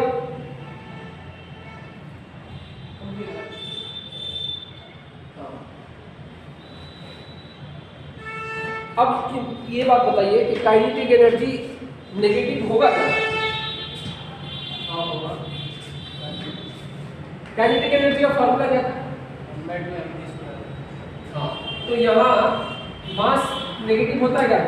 -2 kg नहीं होता। v में क्या है, स्क्वायर है, तो स्क्वायर के अंदर से कभी नेगेटिव वैल्यू बाहर आता है? नहीं आता। तो बताइए कैसे वो नेगेटिव होगा? डायरेक्शन यहाँ काइनेटिक एनर्जी में कोई ऐसा चीज दिख रहा है जो वेक्टर फॉर्म में दिख रहा है? हाँ, काइनेटिक एनर्जी का फॉर्मूला जब लिखा है हम कहीं वेक्टर फॉर्म में लिखे थे? हाँ नहीं होगा, नहीं ना लिखे। अगर वेक्टर साइन लिख भी देते हो यहाँ v का वेक्टर, v का वेक्टर दोनों लिखना पड़ेगा। स्क्वायर तो होता नहीं, वेक्टर पे स्क्वायर लिखोगे तो इसका मतलब मैग्नीट्यूड लिखना। यस तो ये क्या डॉट प्रोडक्ट है? यस फिर वो स्केलर ही आएगा। स्केलर है। तो और स्क्वायर आ जाएगा, ये क्या हो जाएगा, हाफ एम वी स्क्वायर। ये भी स्केलर, ये भी स्केलर, ये भी स्केलर, और ये भी पॉजिटिव, ये भी पॉजिटिव और ये भी पॉजिटिव, तो नेगेटिव होने का तो चांस ही नहीं है। तो क्या होगा, तो kinetic energy can not be negative. Zero हो सकता है बट नेगेटिव नहीं हो सकता। ये लिखने की जरूरत है नहीं, अंडरस्टैंड होना चाहिए। मतलब हाफ एम वी स्क्वायर है तो कहीं पॉसिबिलिटी रहना चाहिए नेगेटिव आने का। बट क्या पोटेंशियल एनर्जी नेगेटिव हो सकता है? यस ऑफ कोर्स हो सकता है। फ्रेम ऑफ रेफरेंस जो भी माने हो, रेफरेंस फ्रेम जो भी माने, उसके नीचे चला गया तो नेगेटिव, उसके ऊपर गया तो पॉजिटिव, है कि नहीं? तो h का वैल्यू नीचे नेगेटिव पॉजिटिव दोनों हो सकता है, नीचे भी जा सकता है, पॉजिटिव ऊपर भी आ सकता है। तो potential energy can be negative और पॉजिटिव और zero, but kinetic energy can not be negative, it can be zero और पॉजिटिव। क्लियर हो गया? अब दूसरी बात ये समझाओ कि क्या फ्रेम ऑफ रेफरेंस पे काइनेटिक एनर्जी डिपेंड करेगा? जी करेगा। फ्रेम ऑफ रेफरेंस पे डिपेंड करेगा। हम बताए नहीं थे कि कोई भी बॉडी का स्पीड किस पे डिपेंड, स्पीड तो फ्रेम ऑफ रेफरेंस पे डिपेंड करता है ना। अभी हम लोग मूव कर रहे हैं, हम खुद कह रहे हैं कि हम रेस्ट में, अभी रेस्ट में ऊपर जाके देखो हम लोग घूम रहे हैं, तो मेरे रेस्पेक्ट में हम लोग का काइनेटिक एनर्जी कितना? जीरो। ऊपर से देखोगे तो हम लोगों का काइनेटिक एनर्जी क्या, कुछ ना कुछ होगा ना। तो क्या फ्रेम ऑफ रेफरेंस पे डिपेंड नहीं किया कि नहीं? तो फ्रेम ऑफ रेफरेंस पर काइनेटिक एनर्जी डिपेंड करेगा, इस पे फ्रेम ऑफ रेफरेंस पे डिपेंड करेगा। क्लियर? समझ में आ रही? उस दिन तो समझाए थे ना इतना अच्छा से कि अगर हम एक आदमी ट्रेन में बैठा हुआ तो ट्रेन पे बैठा हुआ दूसरा आदमी के रिस्पेक्ट में तुम क्या हो? रेस्ट में नहीं हो।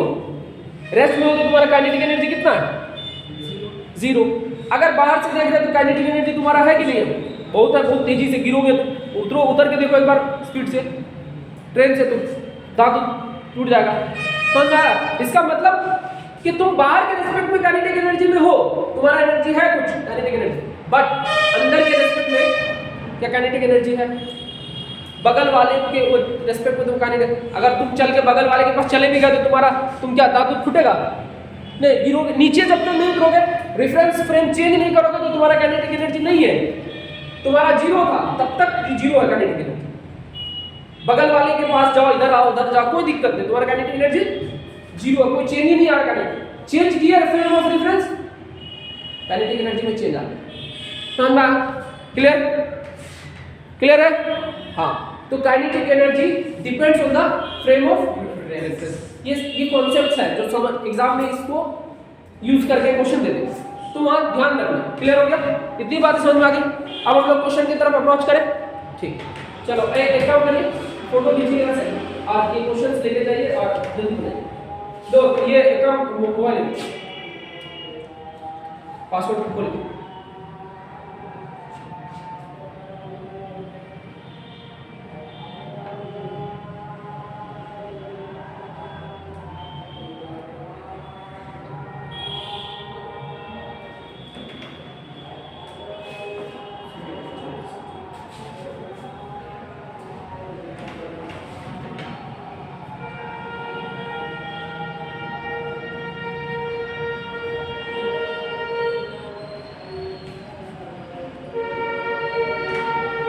चला गया क्वेश्चन नंबर 9। इसके बाद रोड वाला हाँ क्या रहा? अरे वो कोई दिक्कत नहीं, क्वेश्चन दोबारा दे, सॉल्यूशन भी दे दिए तो ना सॉल्यूशन दे दिए तो वो क्वेश्चन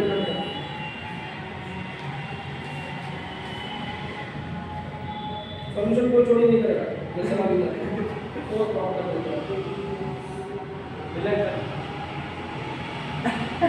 देखिए यहाँ देखो, अरे तुम नहीं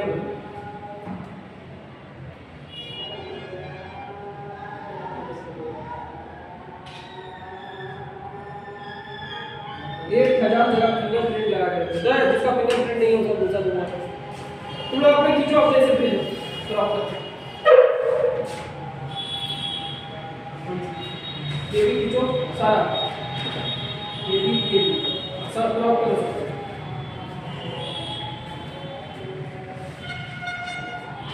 जल्दी करके करो, जल्दी भेजो।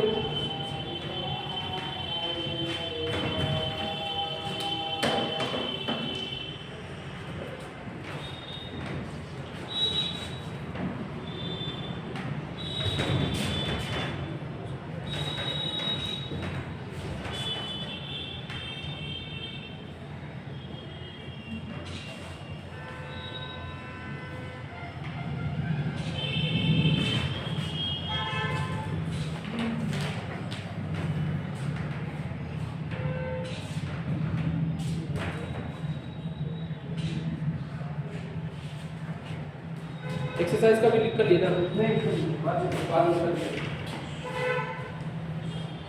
चलो क्वेश्चंस बनाओ और पहला 9 नंबर क्वेश्चन बनाओ।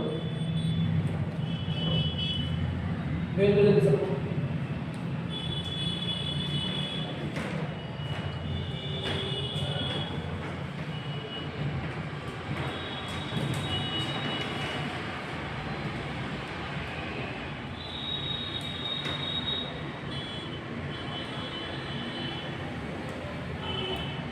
चलो राइट शुरू करो। क्वेश्चन किया है ना? हाँ इलस्ट्रेशन 9 पहला क्वेश्चन हम देख चुके हैं।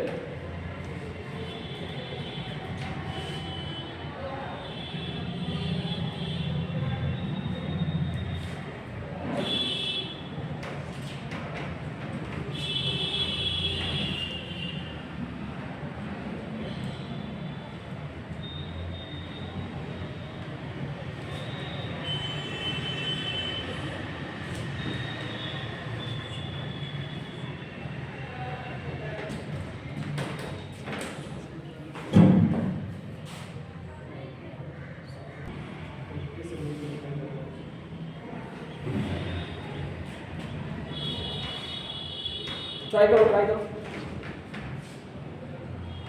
पहला क्वेश्चन क्या कर रहा है देखो A body of mass 0.8 kg has initial velocity 3 I cap minus 4 j cap meter per second and final velocity minus 6 j cap plus 2 k cap meter per second. Find the change in the kinetic energy of the body. Change in kinetic energy of the body पूछा है. Simple क्या करोगे? Velocity vector में दे रखा है ना, क्या करोगे? मैग्नीट्यूड निकालो उसका, दोनों का काइनेटिक एनर्जी में चेंज पूछा है तो v फाइनल को v कह दो, इनिशियल को u कह दो, अब फार्मूला लगा दो, निकाल दे इजराइल। क्वेश्चन ही नहीं है।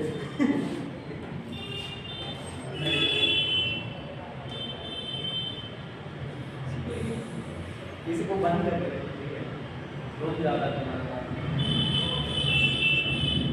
क्वेश्चन पढ़े, क्वेश्चन नंबर 9 क्वेश्चन नंबर 9 लिखा हुआ है और तू ये वाला 9 देखो, मास देखो कितना दिया है। देखो तो ट्राई करो मुझसे, पहले मुझसे ट्राई करो, नहीं बनेगा फिर हम बताते हैं।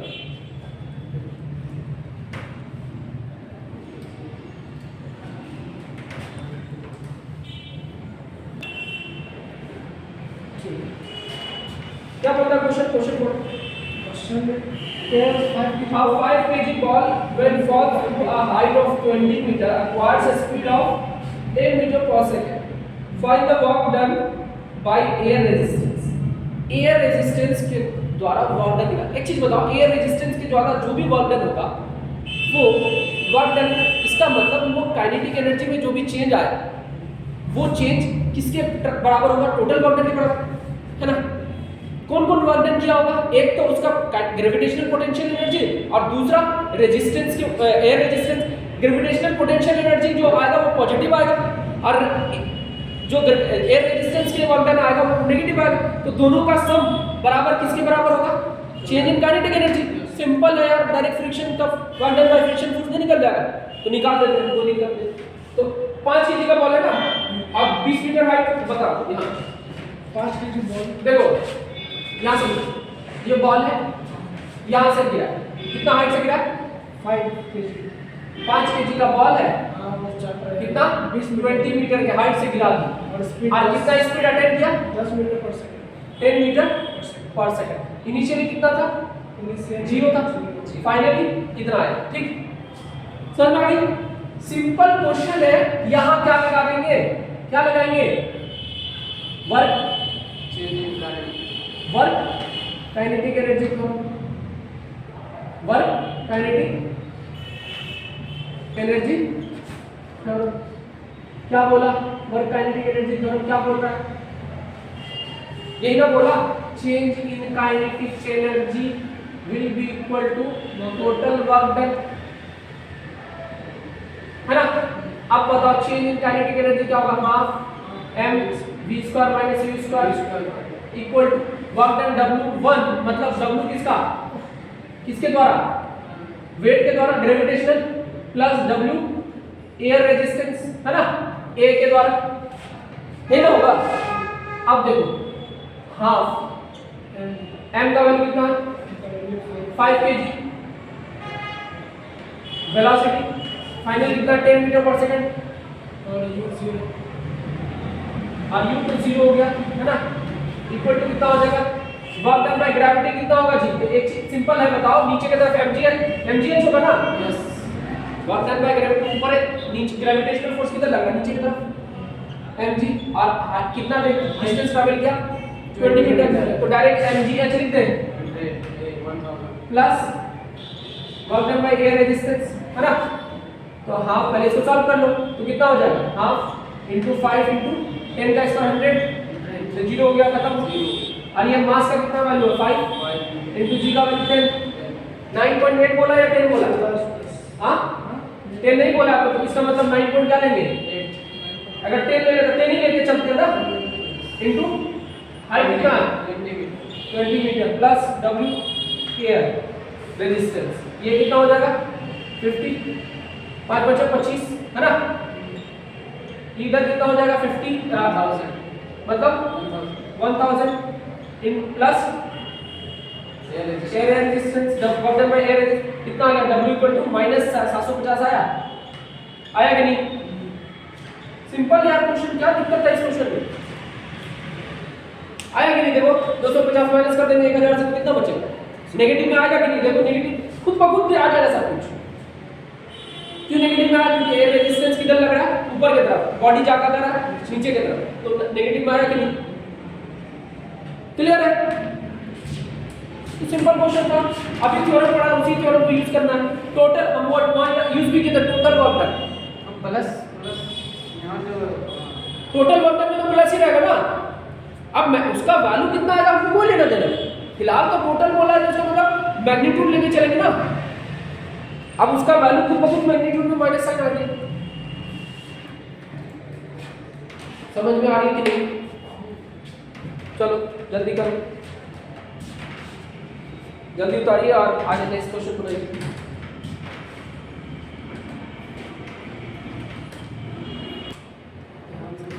तो देखो एक क्वेश्चन नंबर 11 में क्या बोल रहा है? A box of mass m equal to 10 kg is projected up an inclined plane from its foot with a speed of 20 meter per second, as shown in the figure. The coefficient of friction mu between the box and the plane is 0.5. Find the distance traveled by the box on the plane before it stops for the first time. समझो, पहले figure को draw करते हैं।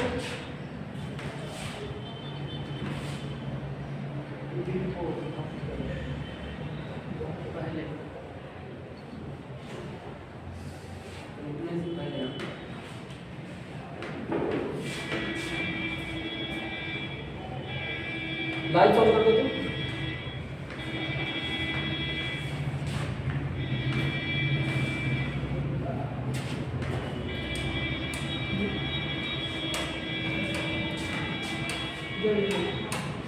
Second का बीच वाला, second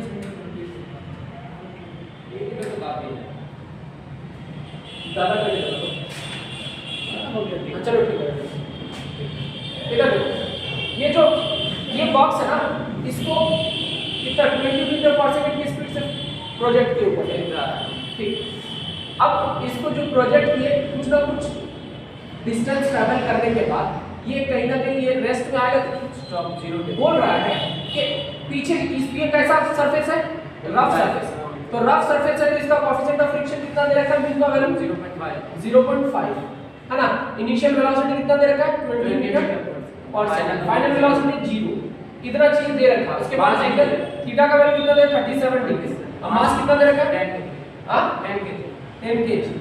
इतनी सारी information दे रखी है इसमें, ठीक है। अब ये इंफॉर्मेशन दे रखी है तो हमको पता है कि change in kinetic energy equal to कितना होता है? टोटल वर्क डन, है कि नहीं? अब देखो, अब चेंज इन काइनेटिक एनर्जी यहां निकालना है। तो चेंज इन काइनेटिक एनर्जी जब निकालेंगे तो half m v square minus u square, है ना। v भी पता है, u भी पता है, ये सारी चीजें तो पता है, लेकिन वर्क डन का गेम यहां उल्टा होगा। तो वर्क डन दो चीज से की वजह से होगा। एक तो ग्रेविटी के अगेंस्ट में ऊपर जा रहा है, उसकी वजह से कुछ ना कुछ वर्क डन आएगा कि नहीं? अब उसकी वजह से वर्क डन प्लस कौन सा? रेजिस्टेंस, फ्रिक्शन की वजह से भी तो वर्क डन आएगा। तो work done bye frictional force, है कि नहीं? अब समझो, इसको सॉल्व करते हैं। हाफ m कितना दे रखा है? 10 kg। v कितना है? 0। u कितना है? 20 मीटर पर सेकंड ना, equal to work done by gravity. अच्छा बताओ, ग्रेविटी के अगेंस्ट में इधर वर्क डन कितना हुआ होगा? यही वाला हाइट अटेंड किया ना, ये हाइट अटेंड किया ना। इधर यहां से यहां तक कितना लेंथ बोल रहे हो? कह रहे हैं लेंथ x लेंथ मान लो, तो ये वाला लेंथ कितना होगा? x cos थीटा ये हो जाएगा, x sin थीटा ये हो जाएगा, है ना। तो x sin 37 होगा कि नहीं? इधर देखो, x sin 37 होगा। तो यहाँ क्या लिखेंगे? अब तो mg इसका वेट कितना है? mg है ना नीचे, mg दिया ना, फोर्स नीचे लग रहा है, वाटर ऊपर हो रहा है ना। तो mg क्या हो जाएगा mg h, लेकिन यहाँ क्वांटम किस में आ रहा है, नेगेटिव में आ रहा है ना, किस में आ रहा है, नेगेटिव में, जब minus mg r h, h कौन सा है, x sin 37 हो गया ना, प्लस wf, और wf का वैल्यू कितना होगा तो समझो, इसका भी देख लेते हैं। अब फ्रिक्शनल फोर्स की वजह से कितना हुआ होगा, तो फ्रिक्शन फोर्स कितना लगेगा वो समझते हैं ना सबसे पहले। तो फ्रिक्शन फोर्स कितना लगेगा, तो सर फ्रिक्शन फोर्स पीछे की तरफ लगेगा ना, ब्लॉक ऊपर जा रहा, तो फ्रिक्शन फोर्स के लिए फ्रिक्शन कितना होगा, म्यू n का वैल्यू कितना होगा जी, इधर देखो mg n इधर लग रहा है ना, और mg का एक कंपोनेंट इधर, एक कंपोनेंट इधर, तो mg की कौन सा वैल्यू होगा इधर 37 होगा ये ना, तो mg cos 37, mg cos 37 normal के बराबर हो जाएगा, होगा कि नहीं बताओ, क्योंकि इस डायरेक्शन में तो कोई डिस्प्लेसमेंट हो ही नहीं रहा, तो कितना हो जाएगा mg cos 37, कोई दिक्कत। आइए फोर्स का वैल्यू, आइए इस फोर्स की वजह से डिस्प्लेसमेंट कितना हुआ, x डिस्प्लेसमेंट हुआ ना, यहां से तक कितना गया, इधर गया, लेकिन नेगेटिव में होगा क्या पॉजिटिव, फोर्स किधर इधर जाके इधर आगे, तो माइनस यहाँ माइनस साइन हो जाएगा। क्लियर हो गया, क्लियर है, इतनी बातें तो समझ में आ गई सब, ठीक। ये कितना हो जाएगा 5, सॉल्व करो कितना हो जाएगा 400 है ना, माइनस 400 गुना 4 5 20, मतलब 4000 2000 है ना, 2 जीरो इधर था, 500 के 20, एक तो जीरो और 2000 इक्वल टू कितना हो गया माइनस 10 है ना, कितना है मास कितना है 10 की 10, और इसको भी 10 ले लेते हैं जी का वैल्यू, ठीक। और उसके बाद x का वैल्यू कितना है 3, हां x का वैल्यू नहीं पता, x निकालना है हमको ना 3, एक काम करो x दोनों में से कॉमन ले लेते हैं पहले, उसके बाद वैल्यू निकालते हैं। यहाँ पे भी mg है, यहाँ पे भी mg है, यहाँ पे भी mg, यहाँ पे भी mgx सब जगह दोनों जगह ना, तो माइनस mg x कॉमन ले लिए, बचा कितना sin 37 का वैल्यू कितना होगा, याद आ रहा है, ट्रायंगल बनाओ पहले, याद रखना ट्रायंगल 37 ये है, तो इसके ऑपोजिट वाला जो है ना इधर 37 है, तो ये वाला कितना हो जाएगा 3, और ये वाला कितना हो जाएगा 4 सही, छोटा एंगल के अगेंस्ट में, हाँ ये बड़ा एंगल है तो बड़ा हो जाएगा, समझ में आया, तो ये कितना हो जाएगा 5। अब यहाँ sin 37 का वैल्यू कितना होगा 3 क्या होता है h, t कितना है 3/5,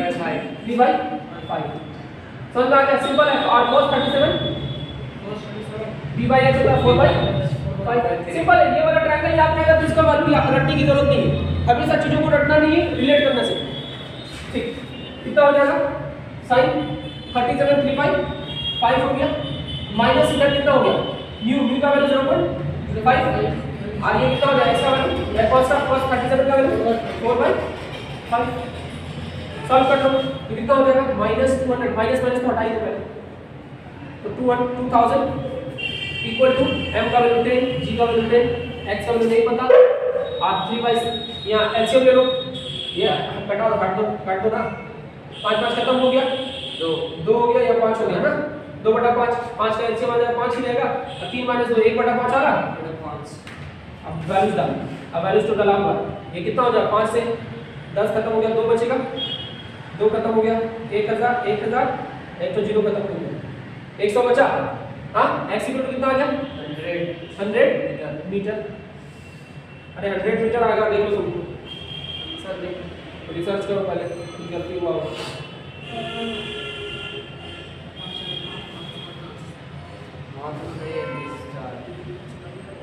अरे प्लस नहीं था ना, होगा ना जी, प्लस होगा ना, क्या होगा प्लस होगा, माइनस को तो ले चुके हैं, प्लस होगा, ठीक।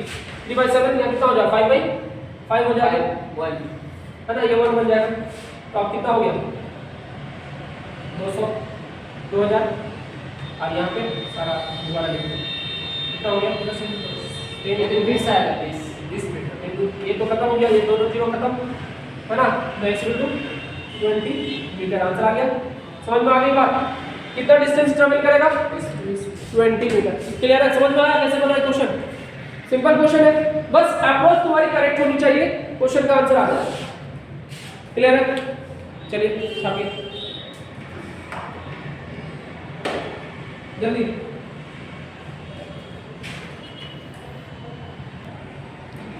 है ना, आज के लिए यही मतलब एंड किया जाए।